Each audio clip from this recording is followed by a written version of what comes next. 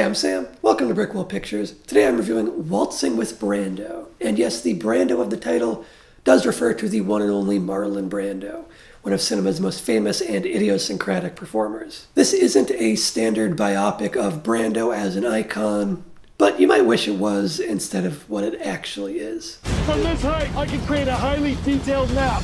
I don't care! I can't believe you tried to outswim a shark. My staff is overwhelmed. We do not have the funds. Never confuse the size of your paycheck with the size of your talent. Wait, what does that even mean?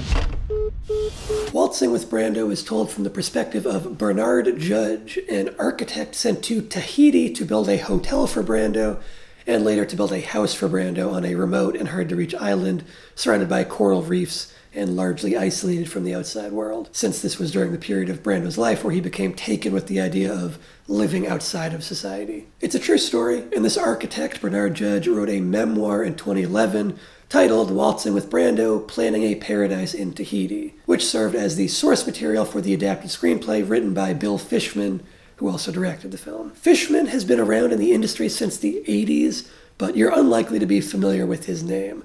Most of his work has been in the music video space. He has made a couple of other feature films over the years, but we're talking about junk like Car 54, Where Are You?, which has the distinction of being one of the lowest rated movies on IMDb, with a 2.6 out of 10.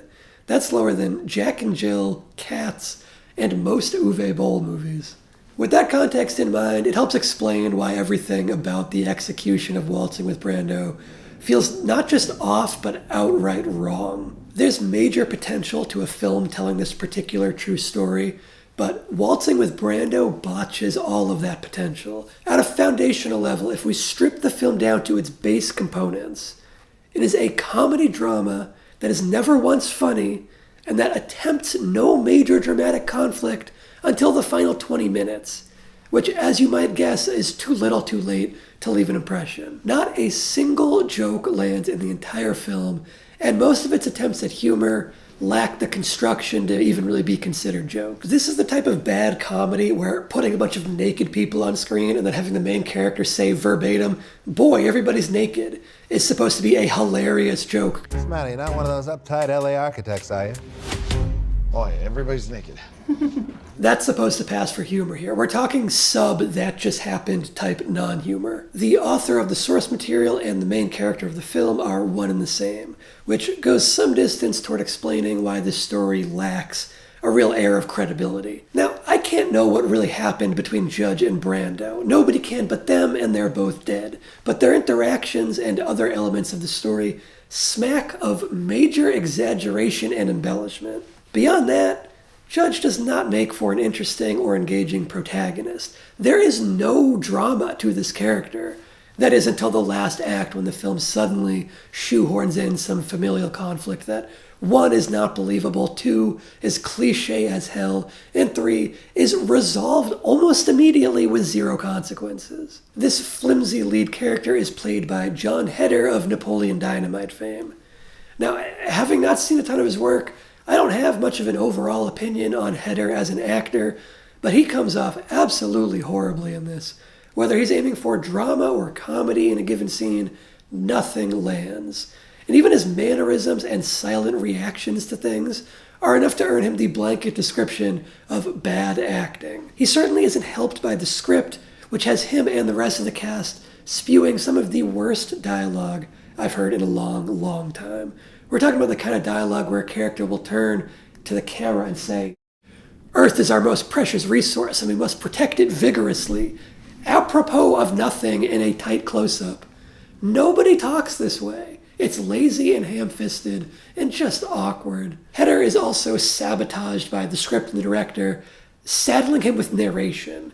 This movie wants to be The Big Short or Wolf of Wall Street so badly, and it frequently has Heder turn and speak directly to camera, and they even try to get cute with it by having other characters inconsistently be able to hear him, or by having his daughter jump in and narrate in one scene that was particularly cringe-inducing. Fishman does not have anywhere near the writing and directing chops to pull off this kind of fourth wall breaking. It leaves the film feeling even more amateurish than it already does in every other regard. Waltzing with Brando also gives tremendous amounts of ammunition to the people who say that narration is a crutch. In the hands of a master like Martin Scorsese, narration can be a great boon to a project, but Fishman uses it as an excuse to cram in lazy exposition and make lazy asides that would otherwise be difficult to pack into a dialogue scene. But also, the exact opposite problem is also true, meaning a significant amount of narration is spent telling the audience things that were already made clear. It's redundant in the purest sense of the word. Breaking the show don't tell rule constantly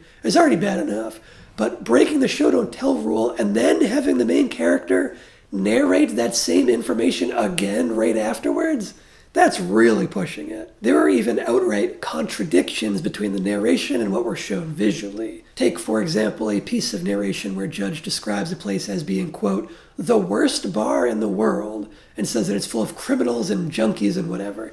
Meanwhile, what we're shown on screen is a perfectly pristine and lively tiki bar that is full of happy, model handsome people singing and dancing and having a grand old time. It's a complete disconnect. Worst of all is when the narration is used to undo what little drama there is in the film. Far too deep into Waltzing with Brando, the first hint of conflict finally arises when Judge's wife thinks that she saw him cheating on her. She gets mad and storms off. Now, even for as cliche as this conflict is, instead of doing anything with it, the narration immediately kicks in with Hedda saying, I had a lot of explaining to do, but she didn't leave me.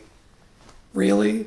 The first whiff of conflict finally happens over an hour into the movie, and you choose to instantly resolve it off screen with narration as your cheat code band-aid. That's beyond laziness. It's insulting. Similarly, the film introduces the idea that Judge is in major financial debt due to this project, but then it again does nothing with that conflict. It doesn't matter. We never see the effects of this, any strain from it, and it ultimately does not affect the plot in any way whatsoever. I made an oath to achieve the impossible, a safe haven to contemplate the glorious potential of our planet. There's no more money for you. Sure, I follow you. There is no more money at all, ever. This runway's too short! Whoa!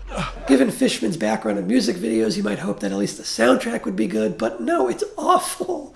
It's full of cheesy music cues at every turn, used as a crutch to transition between scenes that lack natural beginnings and endings. And these song choices aren't creative or interesting, they're autopilot temp-sounding tracks. But okay, let's talk Brando. In the film, Marlon Brando is played by Billy Zane, and I imagine there will be some people who end up giving Waltzing with Brando a passing score and call Zane the film's soul-saving grace. But I think that's a stretch. Now, Zane does come off significantly better than his surroundings, but he by no means saves the film. It is a lost cause. He bears a strong resemblance to Brando naturally, and the genuinely impressive makeup, costuming, and hairstyling complete the transformation. When all done up, he really does look like a dead ringer for Brando, and there might even be a moment or two where you end up doing a double take and wondering if that's archival footage before realizing that no, it's still Billy Zane. It's impressive. The film capitalizes on this by having scenes where some of Brando's most famous movie moments are recreated. A scene from The Godfather, one from Apocalypse Now, etc. So yes, he's a spitting image for Brando, but I have to ask, so what? What does it matter? That is nowhere near enough to hang an entire film on. With a dynamite script that lived up to the clear Wolf of Wall Street, Social Network, Big Short aspirations of the film, then it's a look and a performance that would serve and elevate the material. But that's not what we have here. Instead, Zane's performance is in service of complete junk. More importantly, when evaluating Zane's performance in isolation, he has no dramatic meat to sink his teeth into. This is a fluff role that finds him doing a Brando impression without giving him any conflict to wrestle with. The film makes the choice of presenting Marlon Brando as a nearly mythic figure, which robs the character and the overall film of any and all drama to be found in Brando as a person. Moreover, the film is afraid, or at least uninterested in, criticizing Brando to even the slightest degree. It only presents Brando in a glowing light, as if he's the best person to ever live, which was extremely far from the truth. Brando had major issues and caused major issues for many other people. He hurt people, and he did a lot of damage. But you would never know it by watching this film. You would think he was a virtuous God among men who only cared about advocating for civil rights and protecting the environment. That's not reality. Here's a quote from a BBC report written by Emma Jones, looking back at the making of Brando's The Last Tango in Paris 50 years later. Referring to Brando's co-star Maria Schneider, Jones writes, quote, "She remembered what happened on the day of filming that scene in which her character is raped by Brando's using butter as a lubricant." Then a quote from Schneider herself, quote, "That scene wasn't in the original script. The truth is, it was Marlon who came up with the idea. They only told me about it before we had to film the scene, and I was so angry. I felt humiliated, and to be honest, I felt a little raped, both by Marlon and by Bertolucci. After the scene, Marlon didn't console me or apologize. Marlon said to me, 'Maria, don't worry, it's just a movie.' But during the scene, even though what Marlon was doing wasn't real, I was crying real tears." End quote. The making of The Last Tango in Paris is a part of Waltzing with Brando, but instead of portraying the reality and criticizing Brando, it instead paints the shoot as a super happy time where Brando hit it off with his co-stars and everyone had a great time. It's not only disrespectful to Schneider, it's also just bad writing. There's no drama, there's no conflict, there's nothing. And that holds true for the entire film. It's nothing. I think I've ranted more than enough about this movie that, like, no one's going to see. And that's not even getting into the weird stuff, like how there's a scene where Bernard Judge encounters what appears to be a demon woman with glowing eyes, and then the next scene seems to confirm, yeah, it was really a demon. And then it's never mentioned again. It has no relevance on the plot whatsoever. What was that doing in there? I give Waltzing with Brando a 1 out of 10. It is a terribly made, cringe-inducing puff piece. Nothing more. If you want more reviews, some that are less ranty, then go ahead and subscribe and check out the other videos on this channel. I'm doing a bunch of award seasons recaps. And if you can believe it, yes, they had the nerve to send Waltzing with Brando out as a 4-year consideration screener for awards consideration. Anyway, you can subscribe and check out more reviews here on this channel, or you can visit my website, which is down in the description. And you can also support the channel on Patreon, where you can get videos early and even bonus videos from time to time. Thanks for watching. I'll see you next time. So long.